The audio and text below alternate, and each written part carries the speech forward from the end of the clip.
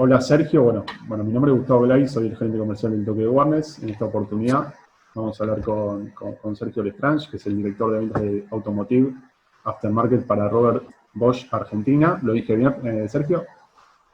Perfecto. Excelente. Que no es fácil, ya no es fácil empezar con el apellido. Exactamente. Bueno, mi apellido, por ejemplo, es corto, Glade, y hay algunos que dicen Glade, ¿no? Bueno, estamos más o menos en la misma, pero bueno. Bueno, Sergio, realmente es un placer que estés con nosotros. Nosotros este espacio lo hicimos para charlar con referentes del sector o con profesionales en algún tema en particular. En este caso tenemos un profesional y un referente del sector, sin dudas. Así que ante todo, Sergio, te quería agradecer por aceptar la convocatoria. Realmente es un placer que estés con nosotros. No, bueno, muchas gracias a vos, Gustavo. Es muy bueno también para nosotros tener este espacio, tener esta oportunidad, y creo que en este contexto que estamos viviendo hoy con el tema salud, con el tema pandemia, esto de establecer comunicaciones virtuales ha pasado a ser ya moneda totalmente corriente. O sea, antes esto lo hacíamos con algún tipo de reunión personal, que por lo menos nos tomábamos un café. Ahora no nos podemos tomar ese café juntos, pero bueno, tenemos que tratar de buscar la forma de poder seguir disfrutando. Así que muchas gracias a ustedes por darnos la oportunidad. Bueno, Sergio, bueno, gracias. A ver, Sergio, me gustaría arrancar, obviamente, primero que nos digas cómo está compuesto el portfolio de productos de Bosch en el sector automotriz, ¿no? Sí, simplemente vos lo aclaraste recién en tu comentario, pero lo mío, o sea, mi división, o sea, Robert Bosch es una empresa multinacional, muy grande, con diferentes divisiones. Nuestra división, mi división, la que yo represento en Argentina, es el mercado de reposición, lo que se llama Automotive Aftermarket, conocido en Argentina como mercado de reposición. Entonces, seguramente todos los datos que yo te voy a comentar o te voy a dar surgen del mercado de reposición, independientemente que Bosch también atienda a las terminales automotrices. Sé cosas de las automotrices, o mejor dicho, de la relación de Bosch con las automotrices, pero nuestro negocio es el mercado de reposición, ¿sí? Excelente. Tu pregunta, perdón, ¿cuál había sido? Es cómo está compuesto el portfolio de productos. Ahí está.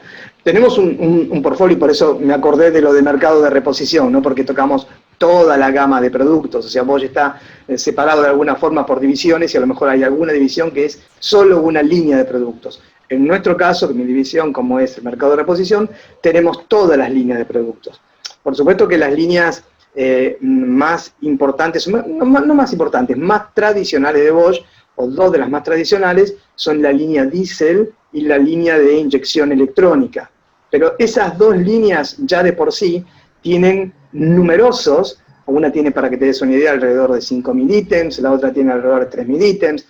Entonces, es muy difícil hablar de línea, ¿no? Porque la línea es inyección de gasolina. Dentro de la línea de inyección de gasolina hay, por ejemplo, desde un inyector, una bomba de combustible, una sonda lambda, hay un cable de bujía, una bujía de encendido pertenece a la línea de inyección de gasolina, pero por sí solo también es un producto. Entonces, a grandes rasgos, dos grandes líneas: la línea de inyección diésel, que va desde automóviles de pasajeros, vehículos comerciales, transportes pesados, vehículos pesados, o hasta náutica, barcos, por ejemplo, que existen con motores diésel. Va desde ahí hasta la línea gasoline, tiene un poco los productos que yo te decía, y también equipan todos aquellos vehículos que son de inyección a nafta. Entonces, por un lado la inyección de nafta, por el otro lado la inyección diésel. Eso como dos líneas completas. Después, como líneas de productos unitarios, tenemos baterías, filtros, pastillas de freno, o sea, productos de freno, donde está la pastilla, el disco y alguno más. Baterías, filtros y productos de freno son las tres líneas de potencial de mercado más importantes dentro de nuestro portfolio. Y después tenemos escobillas limpiaparabrisas, lámparas automotrices. Hay una serie de productos más que completan el portfolio. O sea, un problema que nosotros tenemos es cuando hablamos de, a veces me preguntan, ¿quién es el principal competidor de ustedes en Argentina? Y la verdad es que no tengo un competidor, porque nosotros somos multiproductos y los competidores en su mayoría, sacando alguna excepción, son monoproductos. Entonces, en cada línea que yo te nombré, a lo mejor tenemos uno o dos competidores, pero nosotros tenemos todo el portfolio de productos. Por eso es que es bastante amplio. Bueno, eso también es una ventaja, ¿no? En este momento, ¿no? Tener varios productos.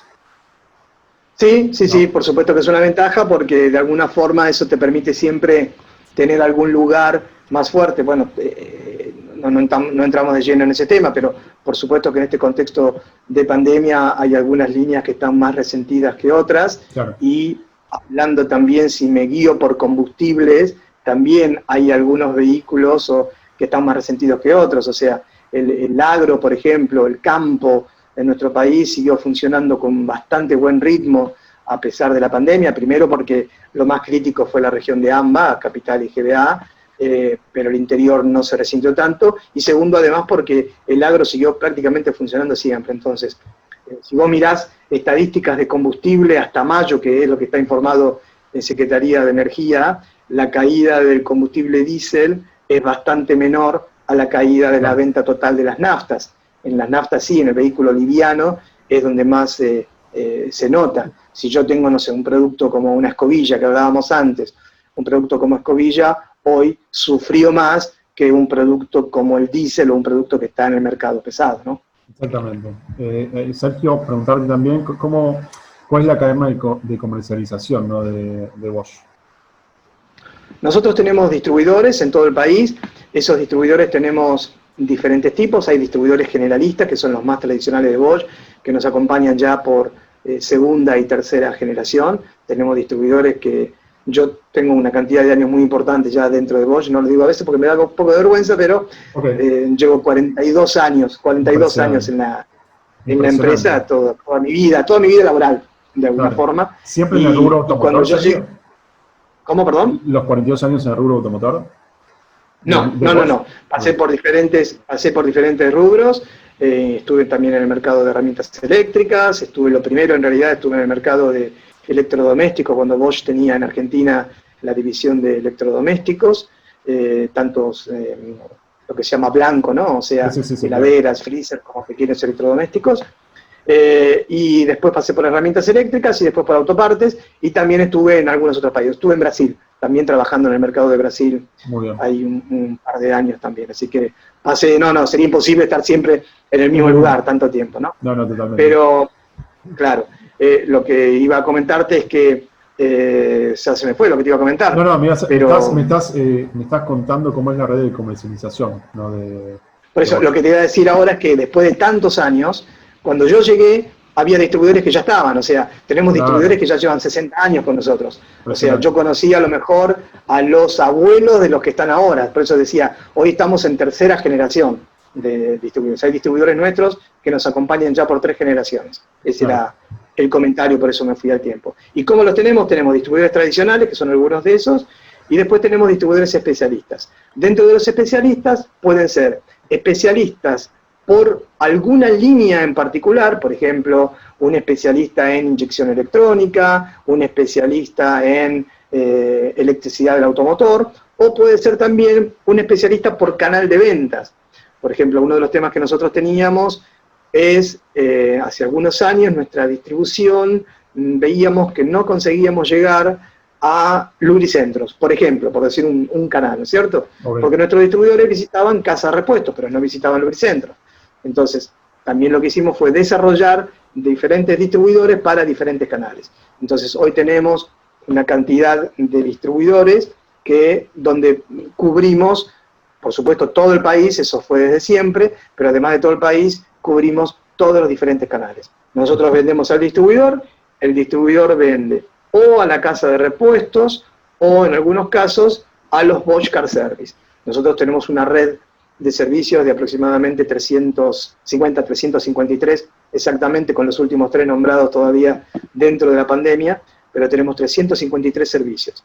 Esos servicios son servicios Diesel y Bosch Car Service, son 2 conceptos de servicios diferentes. Okay. Entonces, esos servicios también son atendidos por nuestros distribuidores. Entonces, sería Bosch, distribuidor, retail. En el retail puede estar una casa de repuestos, puede ser un lubricentro o puede ser un Bosch Car Service. Excelente. Bueno, esa es la cadena total. Clarísimo, clarísimo. Después, por supuesto que a los talleres, al resto de los talleres, los atienden en general las casas de repuestos. Claro, ¿sí? claro. Nuestros distribuidores no atienden a los talleres que no son de nuestra red. Solamente atienden, pudiera haber algún distribuidor que haga algún trabajo, pero actualmente no hay hoy un distribuidor que atienda solo talleres mecánicos. Claro, Los talleres mecánicos que nosotros atendemos a través de nuestros distribuidores son los que tienen nuestra bandera. Perfecto, o sea, le llega el producto a los talleres que no tienen la bandera, le llega el producto a través de Casa de Repuesto. Exactamente. Perfecto. Exactamente. Bueno, a ver, Sergio, bueno, ante todo esto que estamos viendo, bueno, hablamos hace un ratito, ¿no? de esto, que obviamente no hay excepción, que esto nos repercute a todos, seas pequeña, grande, global, como lo son ustedes, a todos los rubros, a todo el mundo, ¿no? ¿Cómo se adaptó Bosch ante este contexto? Mirá, la verdad es que lo primero que, desde mi punto de vista, lo primero que hizo Bosch fue cuidar a su gente. Bosch es una empresa que nosotros decimos tiene alma y siempre cuida a su gente como a sus clientes también. Entonces, para que te des una idea, acá habló, si mal no me acuerdo, el presidente Fernández habló el domingo, que era 16 o 17 de marzo, porque la pandemia empezó el 20, o sea, se decretó el 20 de marzo la cuarentena, así que el domingo puede haber sido 15 de marzo. Sí. Ahí se decretó, habló Fernández, nuestro presidente, y ese día lunes yo fui a trabajar como todos los lunes, y la gente mucho me dijo, che, vos tenés 60 años ya, ¿qué haces acá? No, pero vengo a trabajar como todos los días. No, mejor me agarró recursos humanos y me dijo, no, mejor vos te vas a tu casa, trabajás de tu casa. Así que bueno, agarré mis cosas y me fui, no solamente yo, sino algunos más que estábamos, o sea, lo que hizo Bosch fue, en primer lugar, fue decir, bueno, las personas más 60 o que tuvieran, no sé, familia embarazada, generalmente las esposas embarazadas o personas que estaban en el grupo de riesgo por algún otro motivo, ese mismo día lunes los mandó a la casa. El día miércoles, antes de que se decrete la cuarentena oficial, el 100% de Bosch fue a sus casas. Y en ese momento nos dijeron el 30 de abril. Entonces, cuando nosotros esto se los contábamos a los clientes, nos decían, che, pero están locos ustedes, ¿cómo se van a ir hasta el 30 de abril a su casa? Mirá, la verdad que esto baja de Alemania, baja de Brasil, y en la mayoría de las Bosch del mundo se está decretando un home office. Está bien que nosotros, por suerte, estábamos preparados para hacer home office. De hecho, había varios de nosotros que hacíamos alguna vez home office. No, por supuesto, como es ahora, que es el 100% home office, pero teníamos los elementos y estábamos preparados para poder hacerlo. Pero a partir de 2 días antes prácticamente de decretar la cuarentena, ya estábamos en home office. Entonces, por eso digo, lo primero que hizo es cuidar a su gente. Por supuesto que hay algunas posiciones que no pueden ser reemplazadas por un teletrabajo, ¿no? O sea, la gente logística tiene que seguir trabajando, o sea, los camiones se tienen que cargar, eso había que seguir trabajando. Las fábricas en el resto del mundo Bosch, en algunos lugares ya afectados, por supuesto, a full, como la pandemia, como Asia, habían dejado de trabajar, pero en muchos otros lugares las fábricas todavía seguían trabajando, hasta que el 20 de marzo se decretó la cuarentena y ahí dejamos de trabajar todos. O sea, ahora hablando ya de Argentina, del 20 de marzo hasta el 13 de abril, no trabajamos absolutamente para nada de lo que tenga que ver con el movimiento de piezas o con el desarrollo de negocios. Sí podíamos hablar de futuro, pero la verdad que fue un momento muy, muy preocupante para todos, ¿no?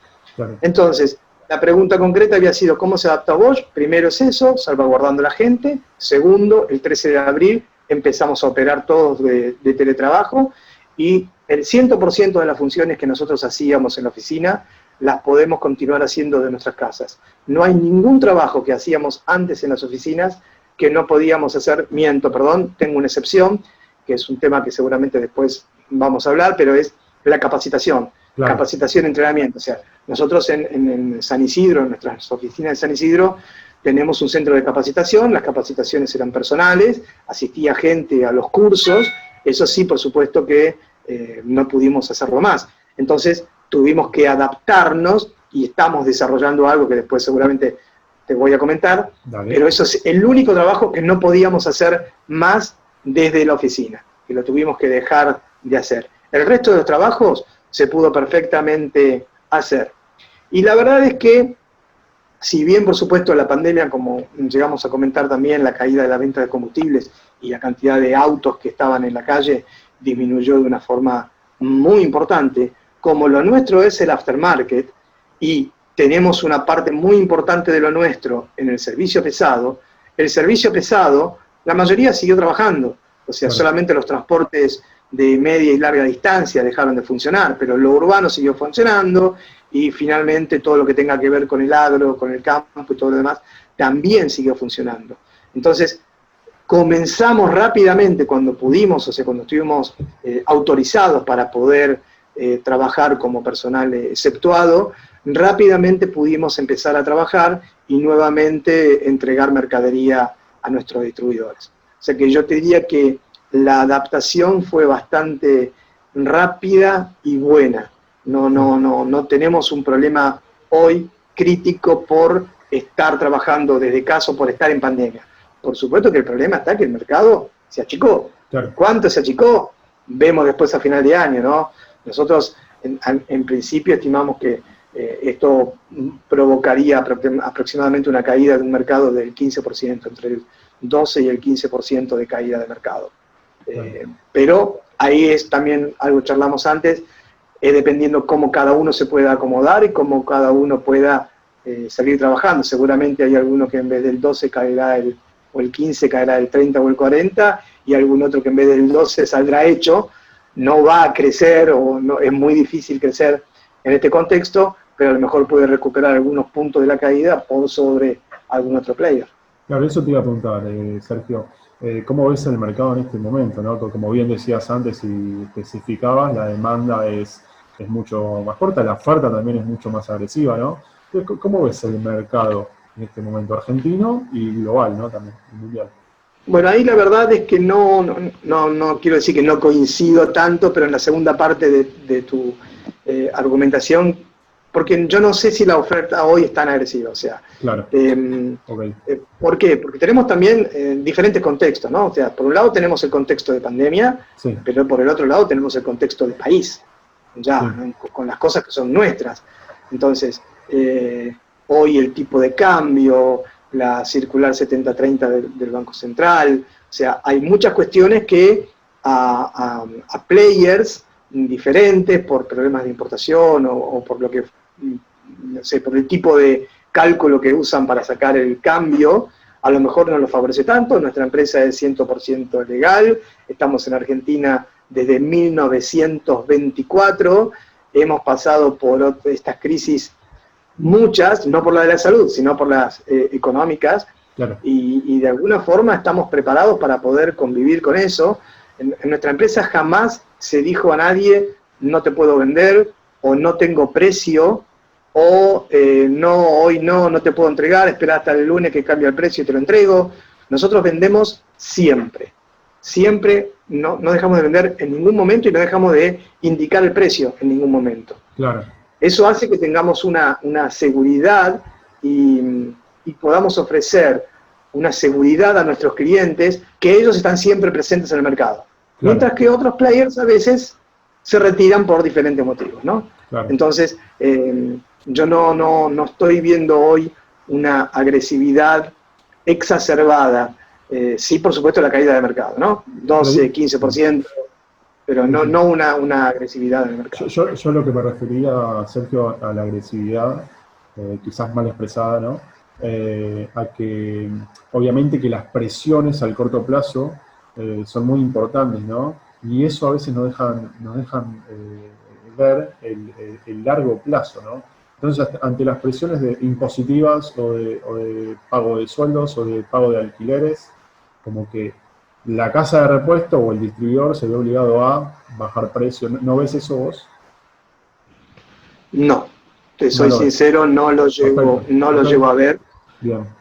No lo llego a ver porque, si bien esa presión existe, hoy en día la posibilidad del tipo de cambio que fluctúe es alta, sí. Entonces nadie quiere quedar desposicionado en lo que vende. Entonces, hoy lo que está pasando es que todo el mundo te vende repone lo que vende.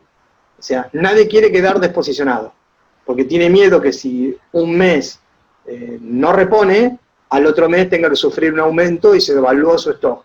Por supuesto que siempre hay excepciones. Claro. Si hay un distribuidor o una casa de repuestos o quien fuera de la cadena comercial que tenga X cantidad de meses y ya no esté pudiendo ni pagar los sueldos ni lo que fuera, por supuesto que es una excepción. Claro. Pero digamos, en normas generales, por decirlo de alguna forma, aquellos distribuidores que estaban sanos antes, porque también depende mucho de eso, ¿no? Si bien llegó la pandemia, ¿cómo estaba antes de llegar la pandemia? ¿Estaba sano o la verdad no estaba tan sano y ya venía con algunos temas pendientes de los que fuera? Entonces, Exacto. si de alguna forma estaban sanos y hicieron bien los deberes o las cuentas, no tendría que existir ese problema. Estoy hablando en líneas generales, o sea, el tema de pagar los sueldos para los más chicos siempre es lo más complicado, ¿no? Obvio. O sea, en las estructuras que no se pagan a sí mismas, y es un problema gravísimo, por supuesto. Eso es muy grave. Si vos vendías X, producías tanto y hoy no lo estás pudiendo vender, eso es muy grave.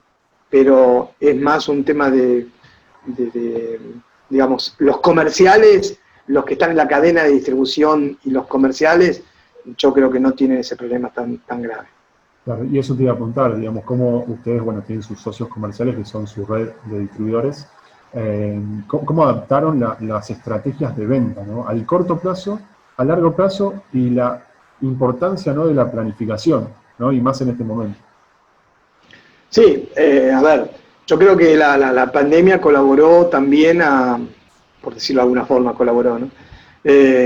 A acelerar una cantidad de cosas que estaban pasando y a producir otras que a lo mejor no estaban pasando. Pero, por ejemplo, un gran ganador de esta pandemia fue el comercio electrónico. Claro. O sea, nosotros todavía teníamos muchos clientes en cualquiera de los diferentes canales, sea distribuidor o sea casa de repuestos, que se seguían resistiendo ante el comercio electrónico, que lo consideraban como un enemigo, y nosotros tratábamos siempre de hacerles entender que el comercio electrónico es una vía más, o sea, la culpa no la tiene el comercio electrónico, de última, si pasa algo malo dentro del comercio electrónico, la tiene el oferente dentro del comercio electrónico, pero el comercio electrónico hoy es un mostrador más, o sea, es una vía más de llegar al consumidor final.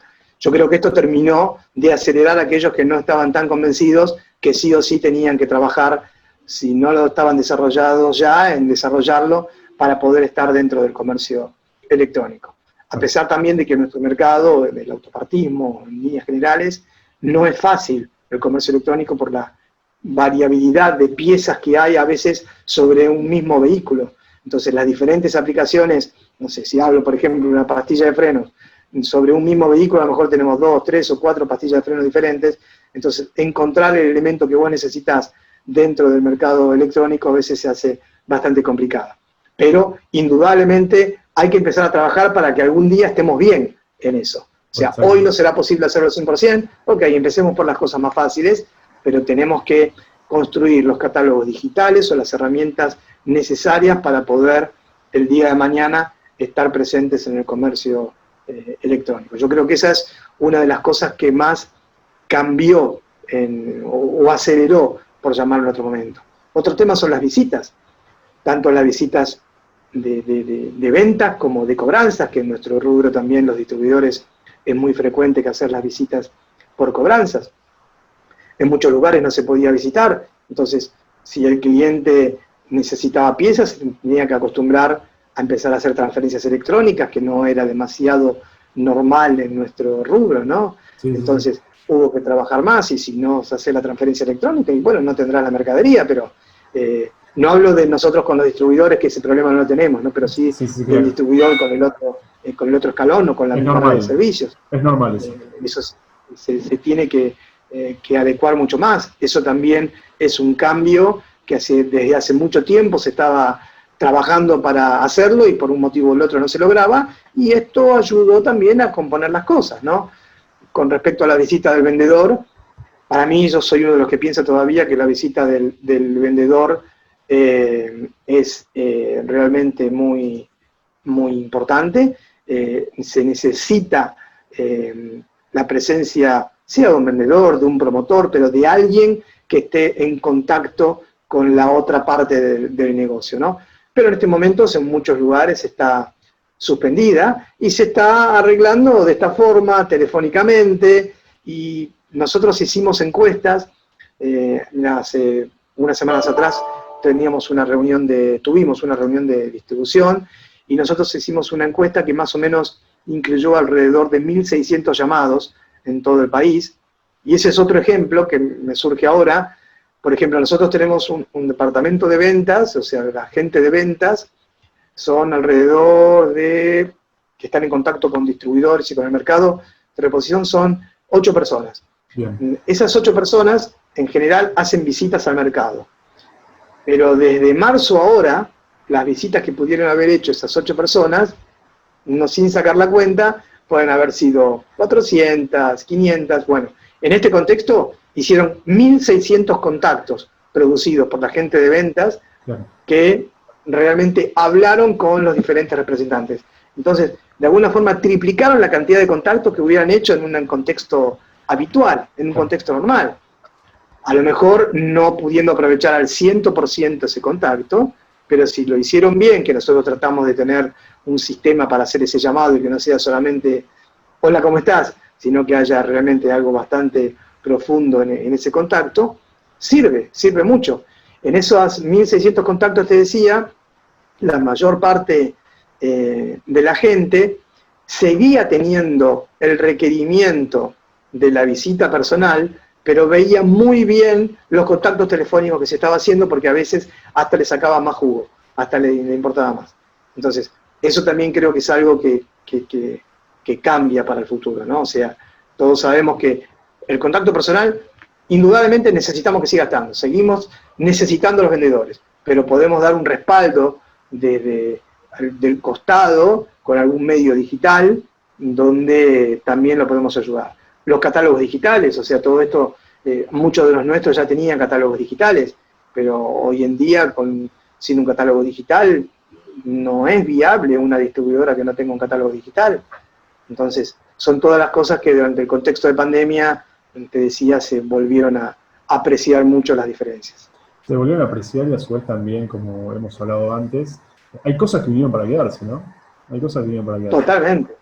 Totalmente. O sea, por eso te decía que se aceleraron algunas y otras hicieron que pasen, ¿no? O sea, que a lo mejor no estaba pasando, así como también puede ser a nivel global alguna tendencia que se esté revirtiendo, ¿no? Porque la verdad es que nosotros recibimos mucha info global, y hasta principios de este año el concepto, no solamente vos lo dice, todo el mundo lo dice, era vivir cerca de las grandes ciudades, ¿no? O sea, se hablaba de la ciudad del cuarto de hora, ¿no? Porque vos de alguna forma querías estar a 15 minutos de tu trabajo, de todas tus necesidades. Bueno, ahora con esto se vuelve a replantear y se está discutiendo si esa ciudad realmente va a ser la tendencia, o se va a producir una tendencia de que la gente quiera salir de la ciudad para algunos lugares de más verde y de menos cantidad de población.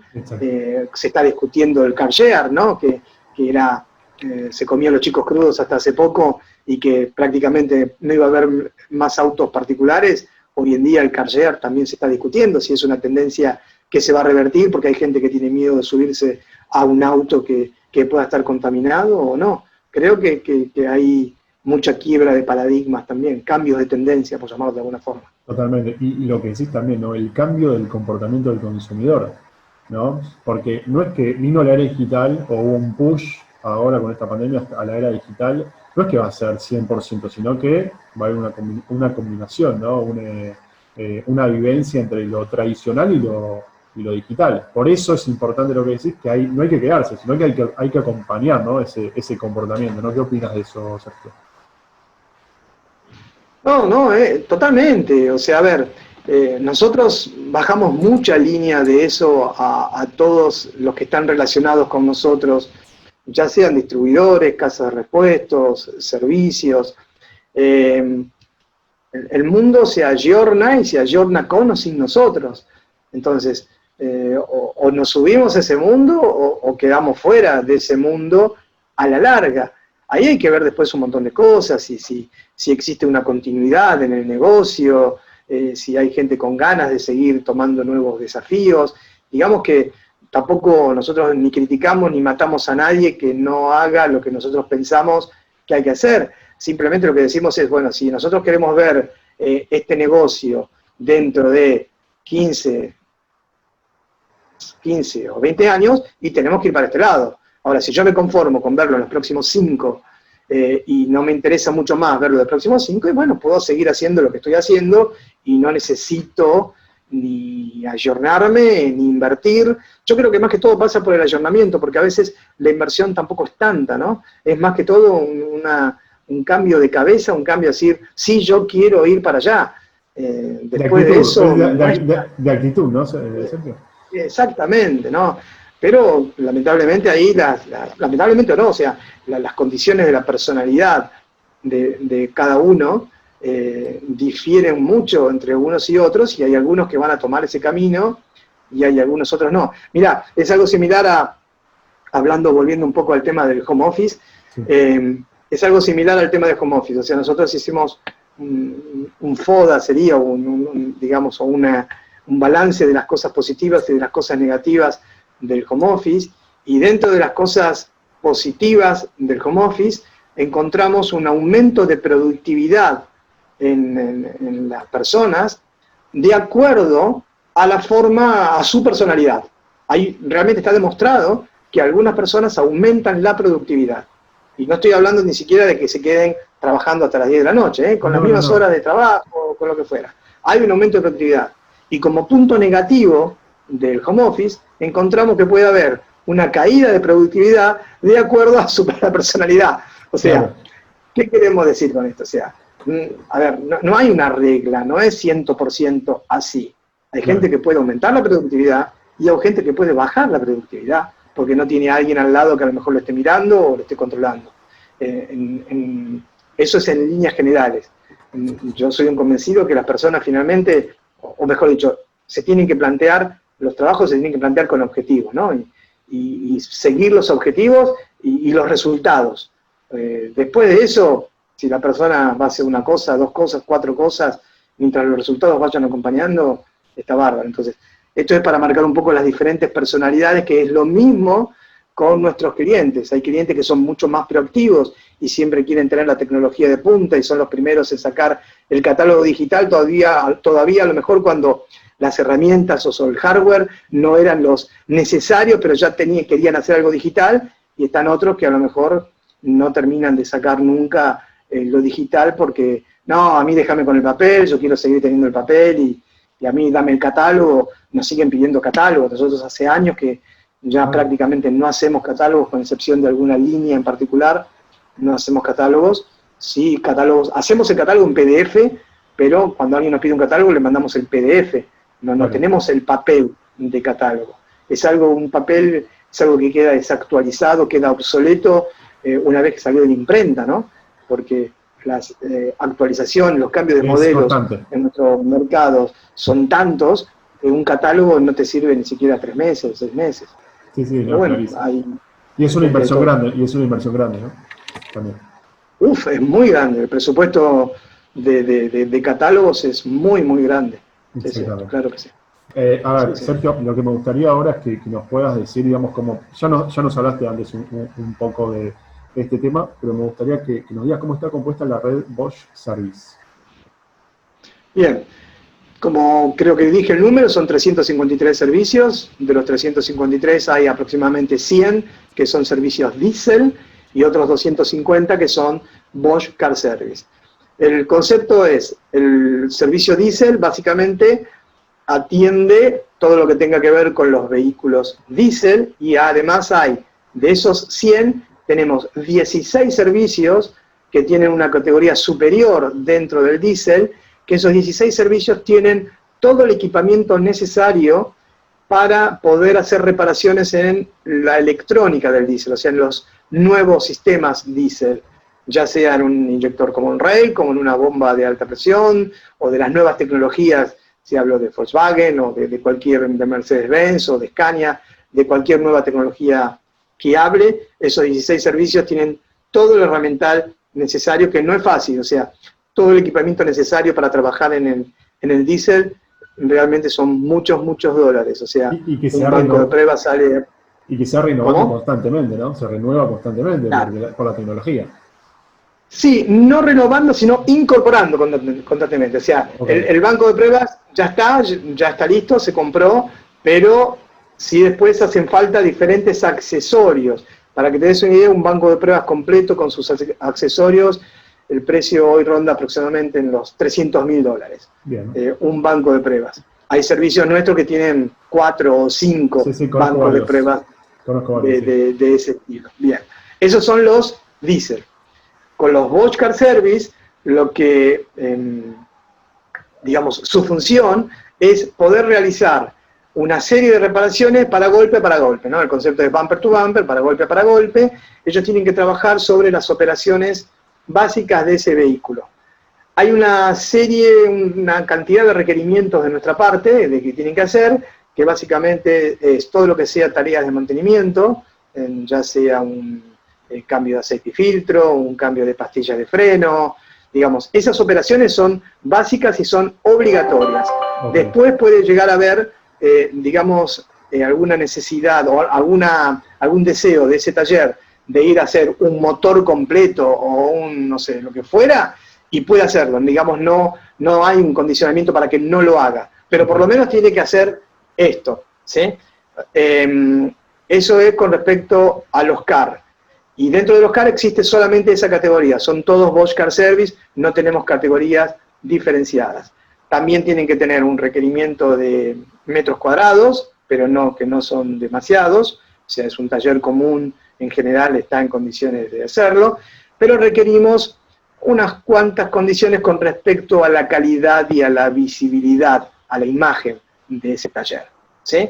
Entonces tiene que tener una identificación adecuada, tiene que estar con nuestros colores, identificados con nuestra bandera, como con calidad es algo que nosotros hacemos por tercios, digamos, cada año, este año todavía no pudimos empezar porque estaba prohibida la visita, ellos reciben una auditoría de calidad, donde cada año revisamos el 33% de los talleres. Entonces, este año 33, el otro año 33, el otro año el otro 33. De esa forma, en 3 años recorrimos toda la red.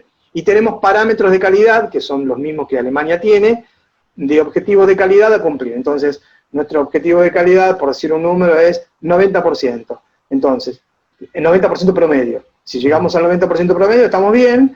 Mientras menos tengamos abajo de esos 90, más nos va a tirar el promedio para abajo. Entonces, ahí se toman acciones correctivas sobre ese servicio. Por supuesto, de forma aconsejada, ¿no? O sea, son aconsejados por nosotros.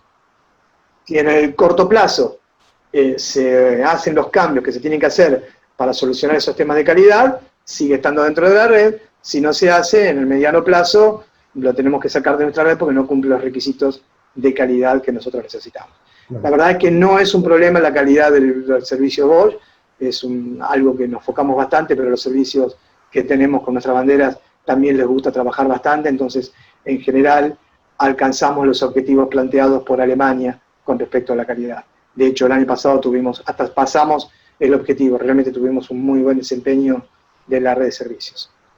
Ellos tienen que hacer alguna cantidad de cursos por año, también es obligatorio, nosotros damos cursos y tienen que hacer una cantidad de cursos por año, o sea que trabajamos todos los flancos, ¿no? Tienen un equipamiento, que en algún caso tiene que tener algún equipo Bosch obligatorio, un escáner, por ejemplo, tienen que tener Bosch, con otros equipos no es obligación que sí o sí tengan marca Bosch, pero sí tiene que tener ciertos equipamientos que les va a permitir hacer los trabajos que necesita.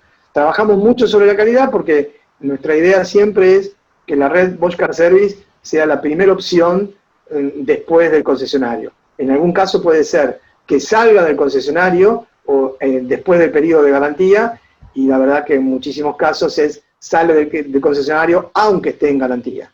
Y nuestros Bosch Car Service reciben a ese cliente. Eso te iba a preguntar, ¿no? Básicamente... Sí, clarísimo. ¿Cómo? No, clarísimo, Sergio, como lo detallaste. Preguntarte el valor agregado, ¿no?, que ofrece la red, ¿no? Y en este momento, ¿no?, que es tan importante, ¿no?, porque ya no es solamente la transacción de un bien o de un servicio, sino que el cliente espera algo más. Bueno, por eso recién te comentaba, para mí uno de los grandes valores agregados es la seguridad en que el trabajo que le van a hacer a ese cliente va a ser con calidad. Claro. O sea, y eso lo podemos de alguna forma, perdón, si te entendí bien, estamos hablando del valor agregado de un servicio nuestro hacia el cliente final. Totalmente. ¿Sí? Okay. Sí. Entonces, yo soy un conductor de un auto que no sé dónde llevar mi vehículo. Bueno, lo que le damos la garantía y la seguridad que llevándolo a un Bosch Car Service, ese trabajo va a tener un precio accesible con repuestos de primerísima línea, como es Bosch, y segundo, que cumple los parámetros de calidad necesarios para poder hacer esas reparaciones. Desde todo punto de vista, desde el edificio va a tener una sala para poder sentarse a ver la tele cuando llega o cuando va a buscar su auto, le van a hacer un check-in del vehículo donde le van a revisar si además de lo que tiene que hacerle, le falta hacer alguna otra cosa, una lamparita o el zapito de limpiaparabrisas que no le funciona o lo que fuera. Y todo eso va a ser realizado con los repuestos, como te decía, legítimos y además con una mano de obra capacitada, especializada, en un ambiente agradable. Porque las imágenes de nuestros talleres son exactamente las mismas en Alemania, en Estados Unidos, en Brasil, en Argentina. Estás dentro de un Bosch Car Service y es lo mismo. Entonces, el valor agregado es la seguridad que le damos que su trabajo va a ser hecho a un precio aceptable, competitivo, por abajo a veces de otros valores de mercado mido contra las concesionarias, con una calidad del mismo nivel. Muy bien, muy clarísimo. Sergio, y bueno, nombraste algo también, un valor agregado que ofrecen ustedes, que son las capacitaciones, no los cursos. Si te pregunto cuáles son los cursos, me imagino que no va a ser mucho tiempo, porque deben ser un montón, ¿no? Pero ¿cómo adaptaron esos cursos? Que antes nos comentaste algo, pero ¿cómo se adaptaron a este momento, ¿no? Bueno, eso es algo que todavía no tenemos 100% terminado, ¿no? Bien. Es algo en que estamos en camino. O sea, lo que hicimos fue, nosotros teníamos, como vos decís, son muchos cursos de todo, de inyección de nafta, de inyección diésel, de manejos de ciertos equipamientos. Hacíamos cursos también sobre determinados vehículos, aunque no tengan sistemas nuestros. Después voy a contarte un poquito más de eso. Dale. Pero en principio, sobre esos cursos que nosotros dábamos en nuestro centro de entrenamiento, hoy lo que hicimos fue, esos cursos duran algunos 2 días, otros 3 días, ¿sí? Bien. Lo que hoy estamos haciendo es una serie de charlas, que alguna dura hasta 2 días, pero en realidad son 2 horas un día y 2 horas otro día. Es una introducción mientras vamos preparando los cursos que quisiéramos dar de forma digital. Todavía no están pasados, no están ni filmados esos cursos. Okay. La verdad que para eso sí no estábamos todavía preparados. Bien. Tenemos que producir esos cursos. Hay mucha imagen y mucha filmación sobre lo que tenemos que hacer, que antes era en vivo en nuestro centro de entrenamiento con los vehículos que tenemos en nuestro centro de entrenamiento que eran destinados a eso. Hoy en día eso lo tenemos que producir. Nuestra gente del servicio del centro de entrenamiento está trabajando sobre eso. Por eso, mientras tanto, lo que iniciamos son una serie de charlas digitales para, de golpe, ayer fue una sobre Common Rail, por ejemplo, dice el tema Common Rail, donde había prácticamente 50 personas, 55 personas, había escuchando la charla. Pero todavía no son los cursos que nosotros dábamos. Son charlas que de alguna forma introducen el tema. Pero eso nos sigue faltando trabajar un poco. Nosotros ya hace algunos años habíamos comenzado a trabajar con cursos, más allá de los sistemas que nosotros, que son Bosch, que la gente está interesada en que recibir un curso sobre eso, empezamos a trabajar sobre cursos de otros sistemas. Entonces, si vemos interés de la red de servicios en general, o de los clientes en general, de recibir cierta información de cierta tecnología, nosotros lo que hacemos es conseguimos un vehículo que tenga esa tecnología y damos un curso sobre eso. Desarrollamos un curso a medida para eso. O sea, para nosotros los cursos son un core más hoy. Nosotros también comercializamos capacitación, comercializamos entrenamiento. Hace muchos años atrás Bosch solamente daba entrenamientos para los sistemas Bosch. Después de eso ya cambiamos, ya hace varios años, donde decimos no, nuestro curso es la capacitación. Nosotros vendemos capacitación en un centro de entrenamiento excelente como el que teníamos en San Isidro, con profesionales también de primera línea que dictan los cursos, pero más allá de esos sistemas Bosch, le agregamos alguna otra cosa que el mercado estaba buscando y que no estaba teniendo la solución. Así como también hemos desarrollado cursos para empresas. Puede venir una empresa con una problemática X y me dice, yo tengo esta problemática, tengo tal necesidad, y nosotros evaluamos eso y desarrollamos un curso que va en vías de solucionar la problemática que tiene la empresa. Es muy interesante. Bueno, también es el eslogan de Bosch, ¿no? Innovando la vida. Exactamente, exactamente, innovación para tu vida, ese es nuestro eslogan. Exactamente, bueno, es claro que desde que arrancamos la entrevista, Sergio, que nos dijiste que lo que importa primero es el alma de las personas, hasta ahora lo que me estás diciendo, bueno, es la cultura, la filosofía y bueno, la visión de Bosch a nivel mundial, no a nivel global. Es claro. Exactamente. Eso. Es claro eso. Sí. A ver, Sergio, ya estamos, digamos, cerrando, digamos, la entrevista, que te quería preguntar, ¿cómo planifican la salida de la cuarentena? Bueno, nosotros ya estamos saliendo de la cuarentena. A partir del 13 de abril empezamos por lo menos a salir o a escaparnos de la cuarentena en el sentido de que ya estamos trabajando, ¿no? Por supuesto que lo que quisiéramos es trabajar más libremente y con muchos clientes, amigos, después de tantos años, lo que estamos ansiando es volver a poder juntarnos a comer un almuerzo, un café o algo para vernos. Entonces, para nosotros va a ser muy importante en el momento en que nos podamos volver a mover, pero te mentiría si te digo que eso va a ser en el corto plazo, ¿no? Claro. Yo creo que para eso va a faltar un poco más. Entonces, por ahora lo que nosotros estamos haciendo es estar al lado de nuestros clientes, que ellos se sientan apoyados y que sepan que nosotros estamos al lado de ellos para respaldarlos en todo lo que eso implica. Te comentaba que tuvimos esas reuniones de distribuidores virtuales con las que ellos quedaron muy satisfechos con los temas que nosotros les llevamos y tratamos de suplir todo lo que antes hacíamos en el día a día, lo tratamos de suplir, aunque no sea al 100%, de esta forma virtual. Pero lo que es importante es decir que el mercado de reposición se está moviendo y nosotros somos optimistas porque pasan algunas otras cosas a lo mejor en el país que no son tan buenas, ¿no? O sea, todos sabemos que la venta de vehículos este año va a caer de una forma muy importante, si bien ahora en los últimos 2 meses hubo una suba y en el mes de junio se vendieron 37.000 vehículos, cosa que está bueno para cómo veníamos, pero en total del año la venta de vehículos no va a ser buena, entonces el mercado de reposición se va a mover, se tiene que mover porque los vehículos se tienen que reparar. Entonces mi visión de salida de cuarentena, y no quiero hablar de salida de cuarentena porque no sabemos cuánto va a salir, o sea, te hablo de ahora, o sea, mi visión de ahora es que el mercado se está moviendo y que nosotros tenemos que estar al lado de nuestros clientes para poder abastecerlos en todo lo que ellos necesiten. Entonces, yo creo que ya estamos saliendo en ese sentido. Lamentablemente hay otros rubros a lo mejor que están mucho más castigados, ¿no? Bueno, recién ahora en ciudad se empezaron a abrir algunas cosas más y en provincia también, pero hay por supuesto que hay muchos rubros que están muchos más castigados. Lo que pasa es que el rubro de reparación automotriz, así como, digamos, se pueden reparar una autobomba o una ambulancia, nosotros en plena pandemia había muchos servicios que estaban consiguiendo las exenciones para trabajar, porque ciertos municipios necesitaban reparar las ambulancias. Entonces, en el interior del país pasó, muchos servicios nos dijeron a nosotros, no, yo conseguí la municipalidad, me hizo una excepción, porque si no, no le puedo reparar la ambulancia. Por supuesto, no podía nadie llevar a reparar el vehículo del vecino, ¿no? No.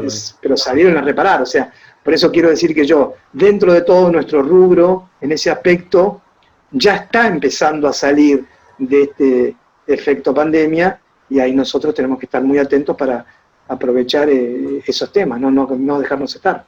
Sí, bueno, Sergio, muy interesante. Para cerrar me gustaría que nos cuentes, y ya nos contaste varias cosas, varias novedades, pero bueno, si tienes alguna novedad que nos quieras contar, algún proyecto que estén trabajando, ya nos contaste varios, ¿no? Pero algo más que nos quieras contar. Sí, a ver, desde el punto de vista producto siempre tenemos previstos nuevos lanzamientos. Lamentablemente de los nuevos lanzamientos que están previstos, y no significa este año, para los próximos años, a veces no son tan efectivos esos lanzamientos en el aftermarket, porque son cosas que se rompen poco, ¿no? O sea, como vos debes saber, o sea, el ESP, por ejemplo, que ya hoy una gran cantidad de vehículos lo tienen, es Bosch, fue un desarrollo de Bosch, es exclusivo de Bosch, pero lamentablemente no, pero no se rompe. Claro. Entonces, no tenemos, o sea, son lanzamientos, pero no tenemos. Todos los sistemas de los vehículos nuevos, de sensores de estacionamiento, de Park Pilot, de radares que provocan todo lo que sea el freno, la frenada por seguridad. Hay muchos sistemas en muchos vehículos que son Bosch. Entonces, nosotros estamos preparando el lanzamiento de algunos productos de ese estilo, pero no es algo que vamos a vender en cantidades porque, por suerte, es muy poco lo que se rompe, ¿no es cierto? Por suerte a mí como conductor, como usuario. Entonces, es muy poco lo que se rompe. Entonces, si bien hay muchos y continuos lanzamientos de producto, en ese aspecto no tengo nada relevante que contar. Sí, contarte también un tema que habíamos empezado. De hecho, en diciembre del año pasado, unos días antes de finales de año, nosotros inauguramos un Bosch Car Service Express, ¿sí? Hicimos una alianza con la gente de Axion, sí, y en algunas estaciones de servicio tenemos pensado instaurar un servicio nuestro de forma express. Lo que vamos a utilizar es la isla que ellos tienen de lubricación en algunas estaciones de servicio, y un Bosch Car Service nuestro la va a ocupar y va a desarrollar el negocio. Pero lamentablemente eso, por todo el contexto de pandemia, lo tuvimos que suspender, y ahora lo estamos reiniciando ya en aquellas ciudades, provincias del interior que están plenamente aptas para trabajar. Entonces, habíamos empezado con el proyecto por la región de AMBA, donde nos íbamos a enfocar al principio, tuvimos que pararlo, nombramos uno y paramos, y ahora vamos a continuar con el resto del país, o sea, con algunas ciudades donde ya tenemos algunos candidatos, para después, cuando se pueda trabajar normalmente en AMBA, volver a AMBA. Pero eso como proyecto nuevo es muy prontamente dentro de las estaciones de servicio Axion, de algunas, no de todas, se va a ver un servicio nuestro express con la bandera nuestra, con nuestra identificación. Bueno, ese es un proyecto bastante interesante. Muy interesante, sí, obvio. Bueno, Sergio, sinceramente me parece que fue muy nutritiva tu visión. Pasamos por un montón de temas. Bueno, te quería agradecer, muchas gracias por tu generosidad de poder transmitirnos tus conocimientos, tus experiencias, tu visión. La verdad que no tengo palabras, las palabras son totalmente agradecidas. No. Muchas gracias, muchas gracias. Por favor, un gusto, un placer también para mí, Gustavo, hablar con ustedes, y bueno, seguiremos en contacto y veremos cómo seguimos saliendo de esto. Seguro que sí. Bueno, Sergio, saludos para todos. Y bueno, un abrazo, a cuidarse, un abrazo grande. Gracias. A cuidarse. Gracias, hasta luego. Chao, chao.